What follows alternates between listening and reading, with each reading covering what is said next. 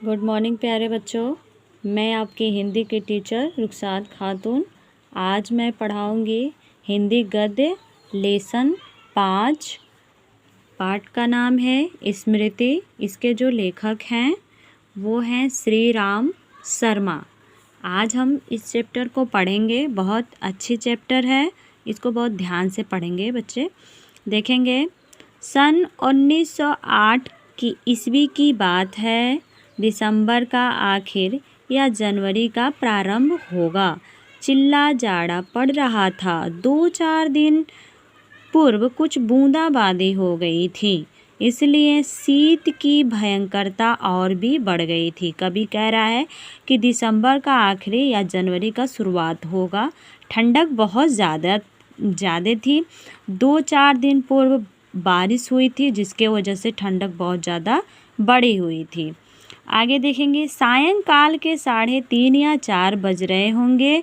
कई साथियों के साथ मैं झरबेरी के बेर तोड़ तोड़ कर खा रहा था कि गांव के पास से एक आदमी ने जोर से पुकारा कि तुम्हारे भाई बुला रहे हैं, शीघ्र ही घर लौट जाओ। मैं घर को चलने लगा। साथ में छोटा भाई भी भाई साहब की मार का डर था, इसलिए सहमा हुआ चला जाता था। समझ में नहीं आता था कि कौन सा कसूर बन पड़ा। डरते डरते घर में घुसा। आशंका थी कि बेर खाने के अपराध में ही तो पेशी न हो, पर आंगन में भाई साहब को पत्र लिखते पाया। अब पिटने का भ्रम दूर हुआ। हमें देखकर भाई साहब ने कहा, इन पत्रों को ले जाकर मक्खनपुर डाक खाने में डालाओ। तेजी से जाना, जिससे शाम की डाक में ही चिट्ठियाँ निकल जाएं। ये बड़ी ज़रूरी है।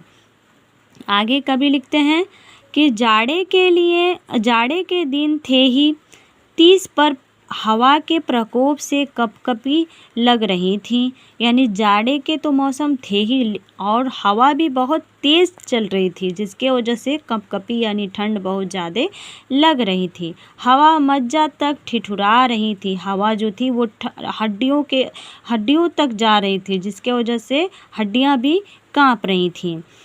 इसलिए हमने कानों को धोती से बांधा। माँ ने भुजाने के लिए थोड़े से चने एक धोती में बांध दिए।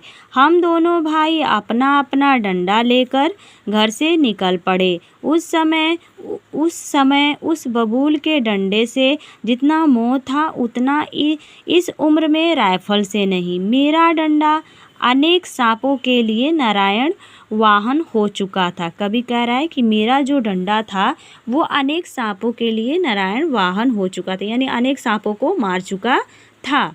मक्खनपुर के स्कूल और गांव के बीच पड़ने वाले आम के पेड़ों में प्रतिवर्ष उससे आम झूरे जाते थे। इस कारण वह मुकदंडा सजीव सा प्रतीत होता था। प्रश्नवदन हम दोनों मक्खनपुर की ओर तेजी से बढ़ने लगे। चिट्ठियों को मैंने टोपी में रख लिया, क्योंकि कुर्ते में जेब न थी। हम दोनों उछलते कूदते एक ही सांस में गांव से 4 फरलांग दूर उस कुएं के पास आ गए, जिसमें एक अति भयंकर काला सांप पड़ा हुआ था। कुआं कच्चा था और 24 हाथ कोष्ठक में 36 फीट गहरा था। उसमें पानी न था। उसमें न जाने सांप कैसे गिर गया था। कारण कुछ भी हो, हमारा उसके कुएं में होने का ज्ञान केवल 2 महीने का था। बच्चे नटखट होते ही हैं। आगे दिया, मक्खनपुर पढ़ने जाने वाली हमारी टोली पूरी वानरों की टोली थी। कभी कह रहे हैं कि हम जितने भी बच्चे थे बहुत शरारती थे, और जितने भी लोग हम मक्खनपुर पढ़ने जाते थे सबकी जो टोली थी बहुत शरारती थी। एक दिन हम लोग स्कूल से लौट रहे थे कि हमको कुएं में झांकने यानी देखने की सूझी। सबसे पहले उझकने वाला मैं ही था। कुएं में झांककर एक ढेला फेंका कि उसकी आवाज़ कैसी होती है। उसके सुनने के बाद अपनी बोली की प्रतिध्वनि सुनने की इच्छा थी। पर कुएं में ज्यों ही ढेला गिरा त्यों ही एक फुसकार सुनाई पड़ी।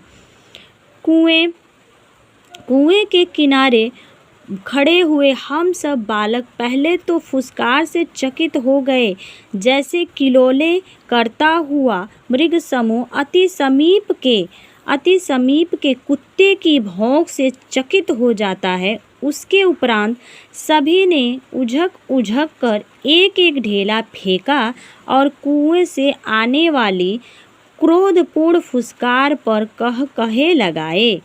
आगे दे रहे, आगे कवि लिखते हैं कि गांव से मक्खनपुर जाते और मक्खनपुर से लौटते समय प्रायः प्रतिदिन ही कुएं में ढेले डाले जाते थे।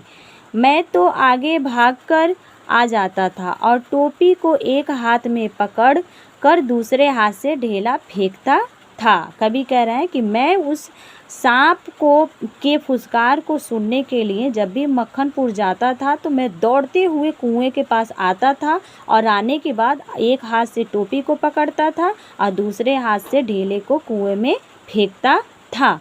वह रोज़ाना की आदत हो गई थी। कवि कह रहा है कि ये जो क्रिया थी वो रोज़ाना की आदत हो गई थी। सांप से फुसकार करवा लेना मैं उस समय बड़ा काम समझता था। इसलिए जैसे ही हम दोनों उस कुएं की ओर से निकले, कुएं में ढेला फेंकना, फुसकार सुनने की प्रवृत्ति जागृत हो गई। कवि कह रहा है कि जब हम दोनों भाई चिट्ठी ले जा रहे थे मक्खनपुर के लिए, डाक खाने में डालने के लिए, तो हम दोनों भाई ने सोचा कि कुएं के बगल से गुजर रहे हैं, एक बार सांप के फुसकार को सुनते चला जाए। ऐसी इच्छा जागृत हुई मन में। फिर मैं कुएं की ओर बढ़ा, छोटा भाई मेरे पीछे पीछे हो लिया, जैसे बड़े मृग शावक के पीछे छोटा मृग शावक हो लेता है। कुएं के किनारे से एक ढेला उठाया और उझक कर एक हाथ से टोपी उतारते हुए सांप पर ढेला गिरा। टोपी उतारते हुए सांप पर ढेला गिरा दिया, पर मुझ पर तो बिजली सी गिर पड़ी। सांप ने फुसकार मारी या नहीं, ढेला उसे लगा या नहीं, यह बात अब तक स्मरण नहीं। टोपी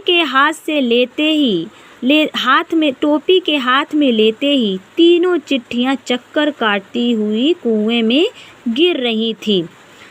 अकस्मात जैसे टोपी से निकल गई, आगे दिया है कि अकस्मात घास चरते हुए हिरन की आत्मा गोली से हत होने पर निकल जाती है।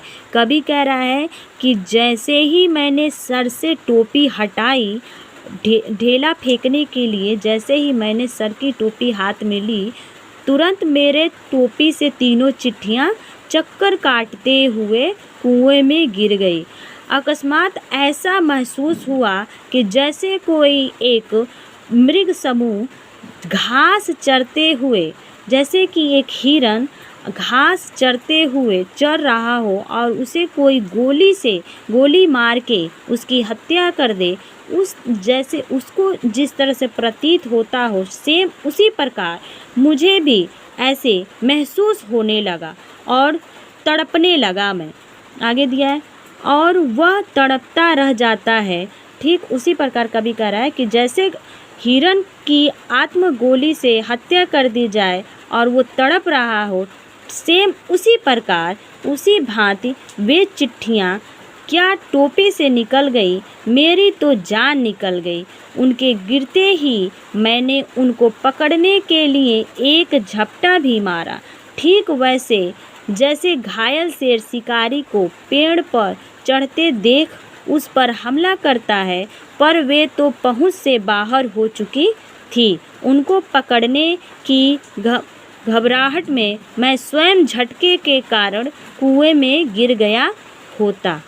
तो बच्चों, आज आप एक पेज पढ़े हैं, अगला पेज मैं अगले घंटे में पढ़ाऊंगी। ठीक है, तब तक के लिए आप इसको 1-2 बार 2-3 बार बार पढ़ेंगे, ध्यान से पढ़ेंगे ताकि आपको समझ में आ जाए। तो मैं अगली क्लास में आप लोग को पढ़ाऊँगी। तब तक के लिए धन्यवाद।